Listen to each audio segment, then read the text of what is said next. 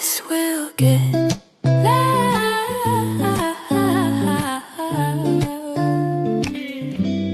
This will get loud.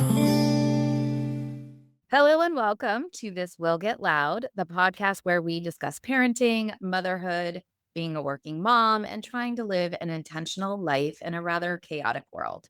I'm Sarah Zuboff, and today I am so excited to be joined by keynote speaker, executive coach, and best-selling author Lyndsay Dowd. Her books are The Top-Down Culture, Revolutionizing Leadership to Drive Results, and Voices of Women, which offers a needed spotlight on real case studies of leadership done right. She also hosts the podcast Heartbeat for Hire and the live show, The Leadership Lounge, on social media. You must never sleep. Welcome, Lyndsay. I'm so excited to have you here with me today. Thanks for having me. I'm happy to be here. Yeah. I want to dive into your background just a little bit because you had a pretty substantial and successful career at IBM for over 23 years. What prompted you to leave that? What did that? I'll also add that while I spent 23 years at IBM, my family put in 105. So it was quite a legacy. Oh So my gosh. my father, my father-in-law, my husband, my mother-in-law, and I were all there. I was the last one. And so we bled blue, and this was everything I knew. My father worked there before I was born, so I grew up in that company and never planned on working there. I came in through an acquisition. But I was the one who was asked to do all of the first of a kind businesses, to fix the broken stuff, to lead the Island of the Misfit Toys teams. And so I led big sales teams for them. And I had a really glorious, decorated career. But at the end of 23 years, I was ready for a change. And another company sought me out and said, would you come and lead a sales team for us? And so I packed up my big blue legacy and off I went. And I was ready to give them my whole heart and everything I knew. And in 6 short months, they fired me. Oh, And I was gutted. I left everything I knew. I left all of my network and all of these things for this terrible opportunity. And I thought I was the only executive to ever be fired. I thought no one would ever want to work with me again. I was truly devastated. And for a month, I just really couldn't talk about it. And then I asked myself 3 questions. What am I really good at? What do I love to do? And how can I help people the most? And I knew how to build modern leaders, and I knew how to create irresistible culture that drives results. So I bet on myself, and I started my company, Heartbeat for Hire, and I started coaching C-suites and individual leaders and speaking to companies. And I wrote, as you said, a couple books. I started my podcast and my live show, and they received awards. And it's been a wild and weird journey, one I never expected to take. But my mission in life is to create better leaders and inspire much better leadership, because when I poll a room of people and I say, who here has had a bad leader? 100% of the room raises their hand, and yeah. that needs to change. Well, and I find that a lot of times when I talk to people about leadership, they have very strong ideas about what makes a bad leader. Oh, But they because really you've been don't. there. Yeah, but they really don't know what a good leader is or Yes, what that come on. entails. And I know for myself, the more people that I had working kind of under me, the less like support there was on how to navigate that Oh, in a healthy 100%. way. You hit it spot on. And here's the thing. I mean, everyone can remember their bad leaders. They can remember those moments where they wanted to flee the burning building and never come back. And you also remember those life-changing leaders who saw you differently, spoke to you differently, talked about you when you weren't in the room, and really raised you up. And when you have those experiences, you never forget. And it's the challenge that I have is so many people have never had a good leader. And so if you've never had one, how do you know what that's supposed to look like? How do you know how that's supposed to feel? And so through all of my books and my podcasts and the live show, this is what I'm trying to illustrate. And I have stories for days of what good and bad looks like. And that's how I keynote, and I take you on a journey of the good, the bad, and everything in between. But when you have a good leader, it it directly affects your ROI. You will get results when you have a high performing team who feels psychologically safe, who feels inspired. That's the magic. And nothing that I teach is exceptionally difficult. It's behavior, it's choosing different words, it's choosing different actions. And what I spend a lot of time focusing on is, some people call them soft skills. I call them power skills. They're Mm. far too important to be called anything soft. Yeah, I love that. Now, in some of the things that I read about you, you talk about ditching a toxic leadership. And so I think that's kind of a buzz phrase right now. It's like toxic bosses, toxic leadership. What have you had experience, or what is your experience?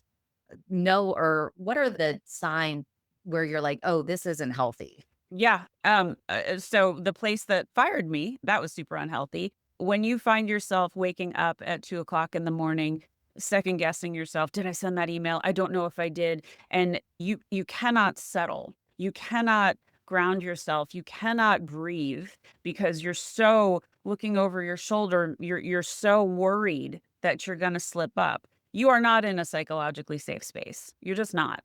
And as a leader, if you can see your people are pushing back from the desk, crossing their arms, turning off their cameras, not asking questions, you've lost them.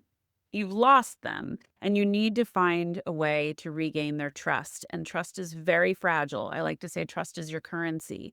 So if you have a leader, I love to say, when you get a new leader, it's the new sheriff in town. And they're going to go one of two ways. They're either going to be like, I've learned all these things. I know how to do this. And here I am. And you will follow as I lead.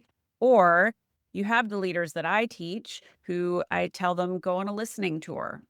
Go and meet the people on your team and the people on the adjacent teams and ask them questions like, what's working really well right now? If you had a wand and you could fix something, what would that be? What do you need from me to make your job better? And you can't guarantee that you can do all of these things, but you're going to listen. And what you're going to do while you're listening is you're starting to earn trust. Your people are being heard. And all of a sudden, you're coming in way more informed than you were. And you know what?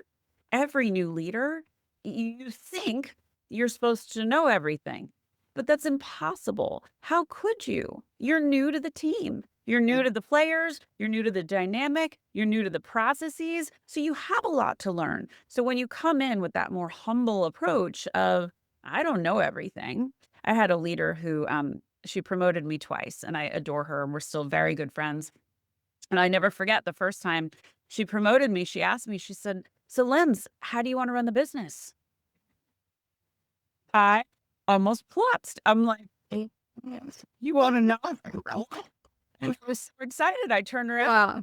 teams. I'm like, you guys, we have a leader who trusts us, who knows we've been doing this for a while. What do we want to ask for? Yeah. And what ended up happening was the environment she created gave me so much autonomy, which I then passed to my team. And we crushed our numbers quarter after quarter. And this was for years. It was really impressive. Yeah. I think though what you're describing to me, it takes a certain vulnerability to just listen at Mhm. first. And I think most of the time it's almost performative. They come in and like, I know what I'm doing. And Mhm. I feel like there's this kind of You have wall. something to prove. Yeah, Yeah. Mhm. exactly. And so it's almost like you have to break through that Yep. to get to a healthy relationship. So there's a really great tool out there that I love to teach people to use. And I do executive LinkedIn workshops all the time. So the tool is LinkedIn. And one of the easiest things you can do as a leader that really establishes your reputation and establishes who you are is to celebrate others. And a lot of leaders get very insecure and they think, well, if they don't think it's my idea, they don't think I'm adding any value. That is wrong. Wrong. So what you need to be doing is when you are celebrating people on your team, first of all, they're a direct reflection of you. So they're always going to make you look good. So when you say, Sarah did this incredible thing today. Sarah, I want you to tell everybody how you talked to that client, how you won that marketing opportunity. That was phenomenal. Please share. First of all, everybody on the team's gonna be like, "Wow, she just gave Sarah the floor. How do I get that? I wanna do that." And they lean Yeah. in a little bit, and they're a little more intrigued, and they wanna prove themselves too. You feel celebrated, you feel recognized, you feel seen. So one technique I love to coach is, for CEOs, especially when it's not a huge company, anytime they get a new employee, go welcome them on LinkedIn publicly. Mm. Now, if you're the employee and you just joined this new company and you're still trying to figure out who's who in the zoo, and your CEO says, "Welcome to the team, Lindsay." Mom, I'm looking like how my God feels great. But that's so easy. And so when you become the leader who's generous and the leader who's constantly shining the light on others, that reputation will precede you. And Mm. when you come into this new role, you already have an edge because people know you are this confident leader who's totally secure in themselves, even if you're not. And you are okay lifting others up. That will always look good on you and it will always bode well for you. So when you go do the listening tour, you already have a warm audience. People are doing their homework and they're like, "Oh my God, look what they're doing on LinkedIn. So this is what it's going to be like. This is cool." Yeah. Which I think culture, I believe, is built from the top down. And I think that it already establishes just kind of an expectation of, yes, exactly. Oh, yeah. Exactly. I'm quoting you. Um, but you also use the word heartbeat a lot too. I do. Wait, can you share with me kind of the inspiration or what that means to you when you Yeah. When I was first building my company, I had an advisor and he was really smart and he ran the same marketing agency that ran Mel Robbins marketing. And so Mel and I are like this. No, that's not true at all. I wish I could say that. But he was really bright. And when we were trying to like really kind of hone in on my messaging, my ICP, my ideal client, he's like, "You're like a heartbeat for hire." And I was like, that's it. That's what I am. And what I'm trying to do, I have a hashtag I use, heartbeats, not head count. When you can teach leaders to lead with heart, your results will be better. And here's the reality. Micromanagement never inspired anyone. Mhm. Intimidation, same thing. Belittling, oh my God, you've broken all the trust in the room. You're never going to get that back. I've had leaders stand on tables, curse at people, throw things. I mean, ridiculous behavior, ridiculous, unacceptable behavior. And I'm trying to remind people that that doesn't work. And so I'm Mhm. trying to give everyone a lot of other options of what does. And so, yeah, heartbeat is just a really great way to remind people, especially if it's a large company. I was in a huge company. You are not a number and your people matter. And how you work with them, how you lift them up really, really matters. And I don't care if you're a small retail store of 4 people, it still matters. And checking in with your people really matters. So all of that, that can be done in a few different ways, and I've got tons of examples on that, but it's really important to remember that there's a human behind your employees. And one last thing I'll just say, when you become a leader, you become the topic of everyone's dinner conversation. Yes. Remember that as you're moving through the day because you don't want it to be a rotten one. Yeah, exactly. But something so while you were speaking, I love all of that, but I can feel a yeah, but. And Mhm. it comes from I work in a high volume fertility clinic and our KPIs are very large. We deal with a lot of people. Oh, yeah. So we talk about performance a lot. And so it's like we are trying to establish a performance culture. Mhm. And a performance culture and a heartbeat culture, can they work together? Can they Oh, coincide? I would argue that the culture that values the heartbeat will outperform the other every day of the week. And Yeah. here's the reason why. That example I gave you before, where my leader said to me, "How do you want to run the business?" The autonomy that she gave me so much creativity and opportunity to crush it. It gave me room to be creative. It gave me room to say, "I think there's other ways to do this." And there's how many sales books out there? There's how many ways to run a business? nothing that I was doing was so revolutionary, but what I did was create this space for my people to thrive. Mm. And when you are happy and you are engaged, your performance is going to be better. It's that simple. Yeah. If you've been put in a corner and you're like, here's your quota, get it done. You have, do not pass go. Do not pick your head up until the numbers are there. Do you feel inspired? Do you feel excited? No, you're coming from a position of fear, of doubt, of if I don't do this, it's lack. If you're coming from a space of you've got this, and if you come into trouble, I got your back. Mm. You're going to puff out your chest, put your shoulders back, and sail. So I argue that if you want your culture to perform, you create the environment to do that.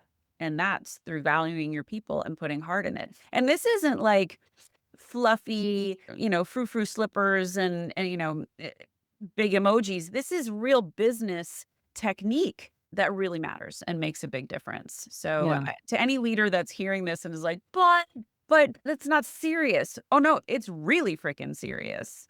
But Yeah. your people, when they're happy, will always perform better. Yeah. So I'm sure you've worked with a lot with micromanagers. How do you how do you help them shift from that? Because there's such a Yeah. need for control there. Yeah. Are there some easy techniques that you could share to kind I of mean, shift first of from it? all, what you have to understand about micromanagement is it comes from insecurity. It comes from insecurity and fear.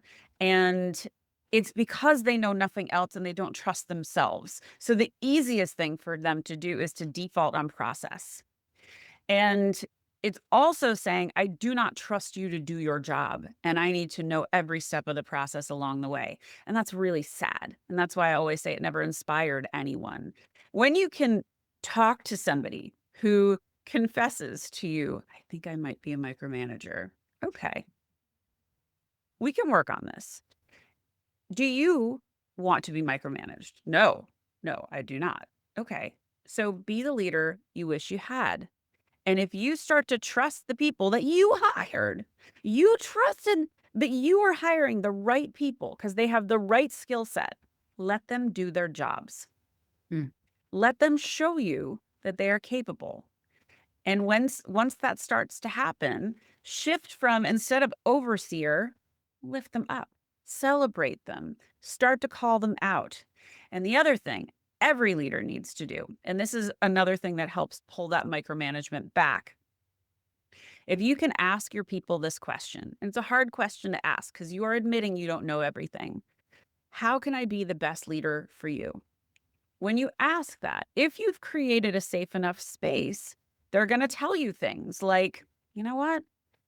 I don't know if I want to stay in marketing anymore. I think I want to move over to sales. And maybe in a little bit of time, you can kind of help me along that path. Or I have a goal to do XYZ, or I want to get into management, or whatever that is. It's on you to create that space and to know what they need. Now, if you can teach all of your leaders to do this, anyone at the top can reach out to any leader and say, tell me what's going on your team. And you're going to know. Yeah. But any leader that thinks that there's no time in the day to do these check-ins, or I don't have time to talk to my people, please get out of the job. Because that is Yeah. nonsense. That's nonsense. That's the gig, right? Like you're the manager, you're the leader, you're the Sure. executive. Like that's your gig So, right there is yeah. are the people. But shifting a little bit, I loved this. You believe that everyone needs a personal board of advisors. What is that? And who's on yours right now? So I always surrounded myself with people who I aspired to follow, people that I thought were doing great things. And I always surround myself with people that are smarter, who are crushing it, who are just really reaching for the stars. And I did that in corporate. Certainly at IBM, I was always hanging out with people that had big jobs because it taught me things. I was smarter that way. But once I left corporate, entrepreneurship can be really lonely. And so getting in community was really something I didn't know I needed. And once I did, it changed everything. So I joined a community called the Outlier Project, and it's 800 or so people who choose to live extraordinary lives. And this is a weird mix of entrepreneurs and corporate people and Ivy League professors and professional athletes and veterans and you name it. And these people make me better and they challenge me and they teach me things I would never have known about. But through this group of people, I got to lecture at Harvard. I got a billboard in Times Square. I've been on over 100 shows. And so they talk about me when I'm not in the room in a good way. And Yeah. so when you are with people who remind you who you are and who are cheering for your success. There's a word that my buddy Doug Skoke taught me, and it's mudita. It's Mudita. And it's a Sanskrit word, and it means having immense pride for other people's success. And that is Mm. very much the vibe of who I keep company with. And so the people that are cheering for me regularly are from this community. So, I mean, I can rattle their names off, but there's a lot of them. And these are the people who they remind me you belong in every room. And that is so important no matter where you are corporate, entrepreneur, you're a mom in a community. You need those people who want to see you win. Yeah. Well, and I feel sometimes leadership can feel lonely. Oh, Like yeah. even if you're working in a large organization, your employees are eating lunch together, or they're going out after work, and yet you're not given an invitation. So it can feel isolating sometimes. When you Was there something that kind of prompted you to look for the Outliers project? There's a guy named Scott McGregor. He was the creator of the Outlier Project, and I had already had my podcast. It was going, and I speak to Olympians and world champion athletes and CEOs and really incredible humans. And we kept circling each other on LinkedIn. We were talking to all the same people. I'm like, how does he know all my people? And Mhm. finally, we set up a coffee chat, and he's like, dude, you're a liar. You need to be over here. And so he told me about the community, and I was like, I think this is absolutely my people. Yeah. And, that's been over 2 years now, like 2.5 years, and it's changed everything. It's changed how I see the world, how I see myself. I'm a super connector, so I love bringing people into the community. I love introducing people that I think can help each other. And it becomes addicting to constantly feed good into other people. So it's really a wonderful place to exist. Yeah, I love that. And I want to shift gears and talk about your book a little bit. Sure. Your books. So you wrote a book, Voices of Women, which I love. Were there some themes or stories that surprised you that they were similar or I mean, so this was an interesting book to be asked to be a part of. This is 22 women from around the world, truly around the world. This is not just like US, UK, and let's call it a day. I mean, these women are from everywhere. And it was their perspective on leadership.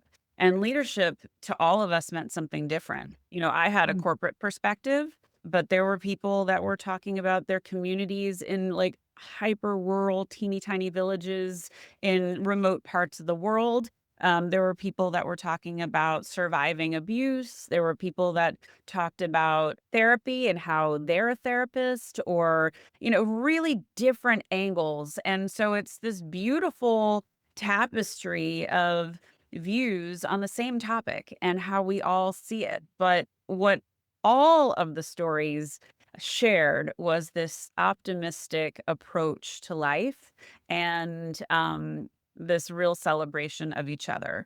And so all of the authors, we all kind of keep in touch with each other and cheer each other on for the moments that we're having. And it's a really wonderful thing to be a part of. I love that you celebrate people. I mean, I feel like that's kind of if I were to give you a new title, that would be what we give you as like Thanks. celebrator of humans. I am Yeah. often. Yeah. I love that because I think, so much of the time when, people think about social media or even just interpersonal relationships as an adult, they can be difficult and they Mhm. can be kind of dramatic. And so you don't hear that a lot. So Well, I love that you're very intentional you about. know what that does though, Sarah? So you've probably heard about people that, write their gratitude list and like every day they write something that they're grateful for. If you start celebrating people, and it can be real small, like the supermarket person who's bagging your groceries, like, "You did so well, thank you." Yeah. That is a millisecond out of your day. Yeah. But what that did for that person and the person checking you out made them go, "Oh, that was nice." And when you repeat it and you do it often, it changes the way you see the world. And you're constantly seeing the good. And so it's like, and it feeds your heart. So the more you do it, and the more you do it with intention, and, if somebody is celebrating something on LinkedIn, I am like the first one to be, I'm so proud of you. I know how hard you worked on this, and I love how you do XYZ. So it's not just like, great job. It's a little more intentional. But if that's my brand, hell yeah, I'm here for that all day. But it's completely changed how I see the world. And if I'm always looking for the good, in this world that's really heavy and there's a lot of angst and strife and people that are desperate for something kind, something good, something optimistic, it's our responsibility to feed that back. And I challenge any of your listeners to try Yeah. and try to do it once a day, if not more. That resonates with me so much because at the end of 2025, I felt so burnt out, just Mm, parenting and I have a busy career sure. and, the world is heavy on the news and such. And I am from Ohio. And when you go to Ohio, you walk down the street, you say hello to everybody, Sure. whether you know them or not. And I live in Los Angeles now. And in Los Angeles, it's definitely like, do not make eye contact. Not make eye contact. And if you do, I'm a New Yorker, Sarah. So yeah, so you know. But I realized that I needed to let that out, the Ohio part of me out. And so I've started talking to my barista at the coffee shop and I talked to the person that at the grocery store. And my kids who are native Angelinos, oh, I'm they like, think "Oh it's the my worst thing God, ever. mom. Mhm. Like you are talking to strangers. What are Yeah. you You're so doing?" embarrassing. Mhm. Yes, don't stop. Don't stop. Don't. Don't Because stop. what's funny is they remember me. So I'll walk in and, it'll be a few weeks and I'm like, "Oh, hi, it's so nice to see you." And I feel so much better. And it was the first step towards, starting a podcast, starting to have conversations with other women, starting to talk to, have writing articles on other women because it's hard to be a whole and complete woman in this world. Yeah. And I think, my first instinct was like, oh, it's hard. I'm going to go in. But that just made things worse. It does make it worse. And can I tell you a little story that's Of just course. this is like one of those ripple stories, which, by the way, the cover of my book is a ripple because this stuff does reverberate. So there was a VP of like a call center. And, imagine cubicle farm with the prairie dogging and, Yeah. everybody's doing their thing on the phones. And she started this practice where if she heard someone have a great call, she would walk over and put a post-it note on their desk that said, great job on that last call. Now, when someone of a senior authority walks through the room, they're all looking like, "Ooh, what's she doing here? Oh, she's coming my way." And so they paid attention. And she started doing this a few times a day. And so you hoped if you were in that cubicle, she was coming your way. And so Mhm. everybody's kind of shoulders back, trying to do a better job because they want that post-it. That became such like a culture changing thing that they started doing it for each other. Ugh. Hey, Sarah, great job on that last call. Can you tell me how you said that again? Because I liked that. I was listening and I think I should be saying that too. Can you show me? So all of a sudden, you have some connections forming, you have some collaboration happening, and you have this entire different attitude of like, I want to celebrate each other. And so When you get the Post-it note, you've been seen. Isn't that what we all want in Yeah. life? We wanna be seen. And to anybody that's listening to this and they're going, "Oh my god, she's all fluffy and sunshine and heartbeats." I've done the hard shit. I've worked in decades, and I had huge responsibilities, enormous quotas, incredible relationships to manage. All of this can be done with heart. All of it. And the ones that figure it out are the ones that are doing it with heart. Yeah. So I would just challenge anybody that thinks this is nonsense, try it. And if it doesn't work, send me a note. Yeah. Well, and I love that a lot of what you have shared doesn't take a lot of time. It doesn't take money. I mean, Post-it or what, a few cents maybe? And they're in the closet, waiting, Exactly. ready to be used. Yeah, and it really is just y you're shifting how you're using the time, Yeah. whether, are you going to micromanage or are you gonna try to lift someone up? And it really it takes a shift in your intention, I think. Yeah. Um, It's none of this stuff is hard, Sarah. It's just behavior, and it's choosing different words, and it's thinking about your effect on your people. I was coaching a CEO, she was the former CFO, and she was moving to a CEO, and I asked her, I said, "Why do you wanna work with me?" And she said, "Well, I think people really respect my work, but I don't think they like me." And I mm, was like, "Oh, okay. So we've got to change your voice. We've got to make you a little bit more vulnerable and a little bit more accessible and a little bit more human."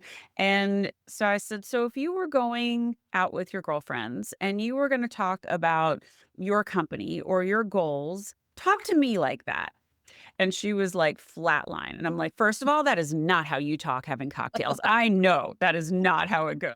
If uh-huh, I was at cocktails, I would leave. That is boring." I'm like, "Give me some life. Give me some like inflection with your voice. Talk about how you're excited about something." And so she started to like get a little more relaxed, and she started leveraging LinkedIn, and she is now tearing it up, and her company respects the crap out of her. They see her humanity, they enjoy her sense of humor, and she started to realize that she didn't need to be this stodgy, buttoned up leader. The more human she was, the more she was respected. And that's a piece that I think a lot of leaders really we're starting to shed that now. It's a much more accessible conversation. But for a while, it was separation of church and state, right? Like, yeah, you keep your personal life out of here. This is your job. And we don't want that anymore. We want that humanity. I had a leader, she was a it was our first really big job, at IBM, and it was her first big managing a big team, and we're all kind of waiting and watching and seeing how this was gonna go, and you always have those moments of like, "Do I trust her or not? I need to s What's gonna happen here?" yeah, And after a few weeks, she told me that she was raised by 2 deaf parents. So she was CODA, a child of deaf adults. And I'm like, "So you know sign language?" And she's like, "Yeah, I'm fluent. I had to go and negotiate for my father at age 6 for when he wanted to buy a car. I was the one who had to." I'm like, "Oh my gosh." Well, immediately my respect for her went up so much more because now I understand this about her and I'm inspired by it. When you can let people in on those moments, it shifts, it changes things. So I'd encourage people to share a little bit of the personal side. And I promise you, people can relate. They can yeah, relate to being parents, they can relate to being dog parents, they can relate to traffic, they can relate to falling down. I mean, all of these things are easy topics. So it's okay to bring those in. It doesn't yeah. make you less polished. It doesn't make you frivolous. It just makes you relatable. Well, I feel like, I've had conversations with some of my female friends that are also managers or leaders in their organizations, and I think sometimes we think that we're supposed to look like we don't like we all we do is this, like that Mhm. and this is kind of our stratosphere. But what I have found is when I talk about my kids, I relate to everybody in the room, right? Whether they have nieces or nephews, Yeah. whether they're male or female, it really, it just, what you're saying make sense to me. It just makes you Totally. more human and accessible, and we're not robots. No, and, here's another really easy one. So, let's say you're in a room of people, it's been pretty professional for a while, nobody's really broken that ice. Start doling out some compliments, and it Mm, could be really simple like, "Oh, I love that scarf. Sarah, those colors, they're really good on you. Do you wear those often?" mm, This is not like, "Give me the nuclear science codes." This is like, "I'm being kind. I'm giving you a compliment, which puts you at ease. And then you might give a compliment to someone else because you felt really good about that." yeah, So that's an easy way in. It's just, break the ice that way. If you're too worried about sharing something personally, just start giving out compliments. Like, "Where'd you get that? That's really cool." yeah. Well, and I mean, my sons learned that in, like, kindergarten. They called it, like, filling your bucket, and they would come, "Mom, I'm gonna fill your bucket," and they would But tell we me, forget. yes, we forget because, who knows? We got too busy and we just Oh, and forgot. we thought that wasn't cool. We thought that showing up, my shirt is pressed, my pants are clean, I have no vomit on my shoulder, I'm ready to rock. Like Mhm. we thought that's what the world wanted. And you also have to look at the history of business. Business came out of a manufacturing climate where you came in, you punched your card, you did your shift, and you went home. And so business thought that's the same thing we're going to create, which was totally a pale male and stale paradigm. And as women have entered the business and changed, we are demanding something different now. And there is this wave of change that we are a part of. And should we choose to push the wave or let it wash over us, that's up to us. But, you have this moment where you really can say, "No, I wanna do it differently, and I'm gonna try some of these things and just see what happens." You got nothing to Yeah, lose. yeah, I love that. Oh, I could talk to you for so long. I do we're gonna start wrapping up, but there was one thing I wanted to ask you about because I am approaching my 50th birthday in, like, 36 days, and you believe in reinvention Oh, after yeah. 50. What are your thoughts on reinvention in kind of Yeah. your second half? Look, the great firing or the shove out of the nest happened when I was 50, and I will tell you it was the greatest thing that could have happened to me because it forced me to really figure out what I wanted to do.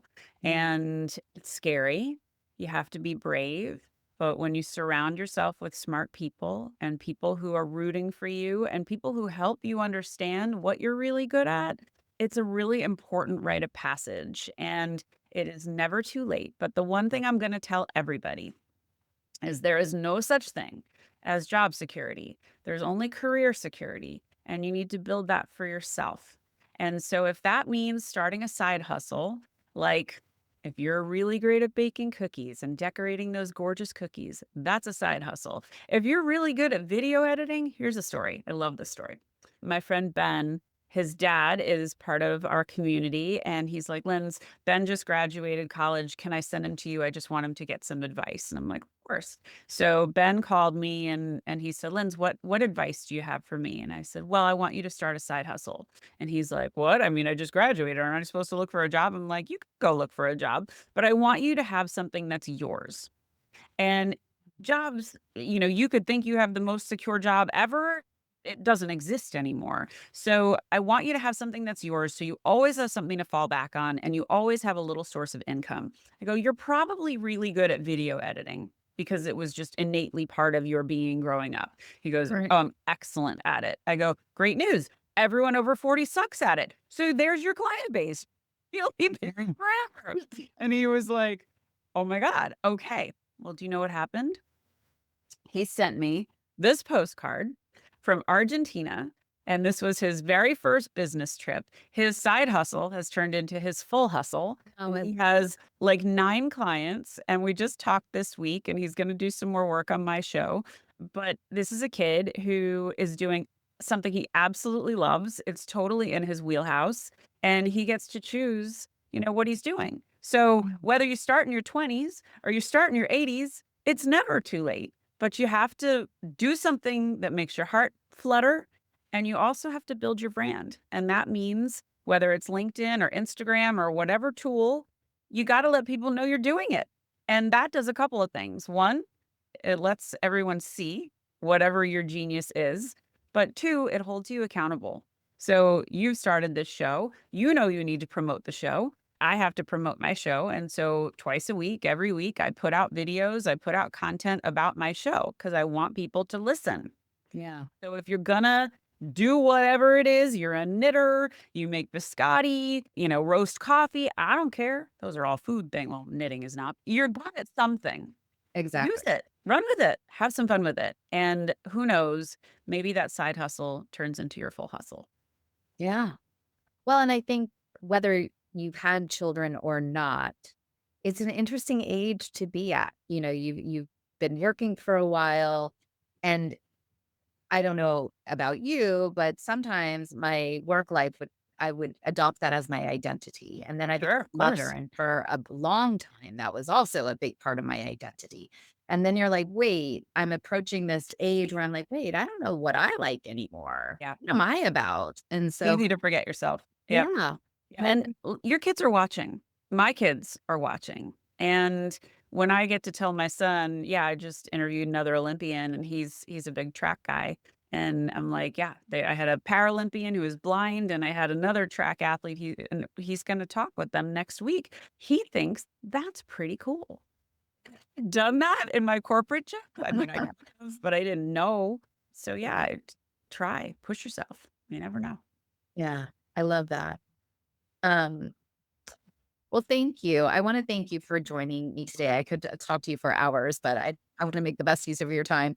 Okay. So if someone wants to work with you, what is the best way to get in touch with you? If you go to my website, heartbeatforhire.com, you can connect with all of my socials there. I'm really busy on LinkedIn, so please come and find me. Say you heard me on Sarah's show, and all of my socials you can find from my website. So follow me, connect with me. I would love to know that this is a conversation you enjoyed. So yeah, and just send me a DM and I will go from there. And buy your books. The two books Yes, are Top Down Culture, Revolutionizing Leadership to Drive Results, and Voices of Women. Yes. thank you so much. Thank you, Lindsay. It was so nice talking with you. You too, Sarah.